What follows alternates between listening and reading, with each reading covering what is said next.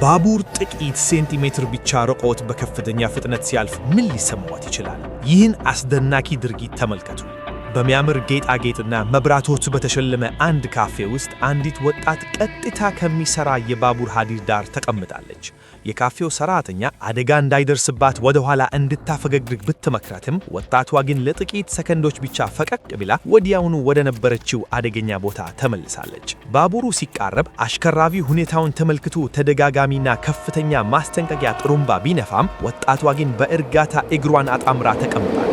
ባቡሩ በከፍተኛ ፍጥነት ሲያልፍ የሚፈጥረው የኃይል ግፊትና ንፋስ በማንኛውም ቅጽበት አደጋ ሊያደርስ ቢችልም እርሷ ግን ንቅንቅ ሳታደርግ ሁኔታውን በፈገግታ ስትመለከት ተስተውሏል። ይህ ድርጊት በማህበራዊ ሚዲያ ላይ ከፍተኛ ትችትን እያስከተለ ይገኛል። እኛ ኢትዮጵያውያን በተለይ በከተማችን ቀላል ባቡር ሐዲዶች አካባቢ ለፎቶ ወይንም ለቪዲዮ ስንል እንዲህ አይነት ጥንቃቄ ያልጎደሉ ድርጊቶችን መፈጸም አለብን። ሕይወታችን ከማንኛውም ቆንጆ ፎቶ በላይ ትልቅ ዋጋ አለው። ደህንነታችሁን ሁል ጊዜ አስቀድሙ። እንዲህ አይነት ድርጊት በየአካባቢያችሁ አይታችሁ ታውቃላችሁ?